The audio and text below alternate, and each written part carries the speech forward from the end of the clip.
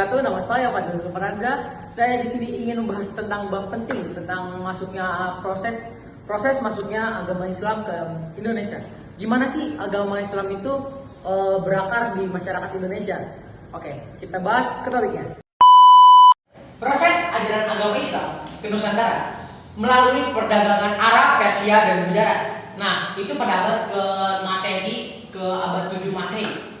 Dia melalui perdagangan pelayaran, tetapi Arab dan Persia dan Gujarat tidak membawa perdagangan saja, dia membawa ajaran agama Islam. Nah, penduduk setempat, interaksi penduduk setempat dan pedagang itu bukan penduduk setempat tuh nggak membuka peluang ekonomi saja, tetapi membuka atau menukar budaya mereka dan budaya pedagang dan ilmu pengetahuan mereka. Nah, seperti melalui pernikahan campuran dan hubungan antar pedagang.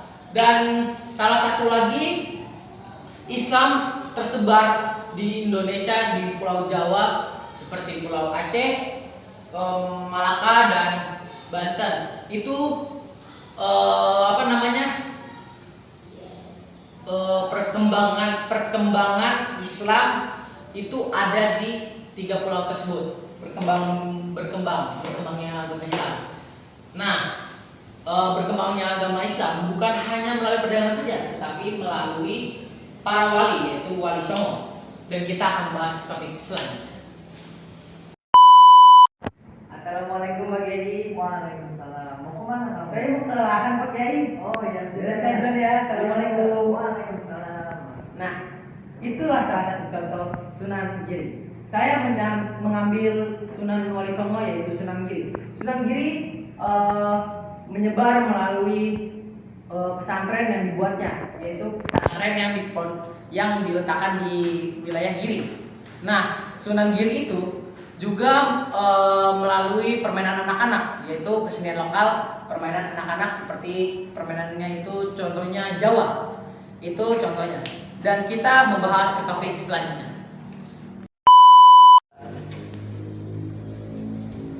Nah, di topik kali kita akan membahas warisan Islam dan kerajaan-kerajaan Islam yang muncul setelah Hindu dan Buddha, kerajaan Hindu dan Buddha. Nah, di warisan Islam sendiri itu terdapat contoh bukti nyata seperti Masjid Agung Demak.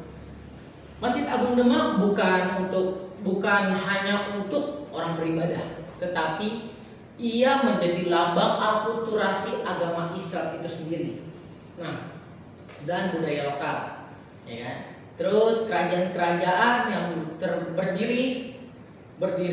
kerajaan-kerajaan Islam yang berdiri setelah kerajaan Buddha dan Hindu, yaitu kerajaan-kerajaan yang bernama Samudra Pasai, kerajaan Mataram Islam, ya kan? Terus kerajaan Aceh. Nah, itu memainkan peran penting dalam penyebarluasan agama Islam. Mereka menguatkan ajaran agama Islam di tanah air kita ini.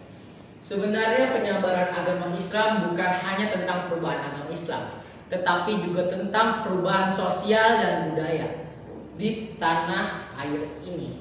Nah, dengan kekayaan sejarah kita ini, kita dapat memahami atau mengetahui keragaman dan toleransi. Nah, keragaman dan toleransi itu telah melekat di kehidupan kita sebagai bangsa Indonesia. Nah, hari ini saya akan mengakhiri video ini. Saya Fadil Zulfaranza, saya pamit undur diri. Assalamualaikum warahmatullahi wabarakatuh.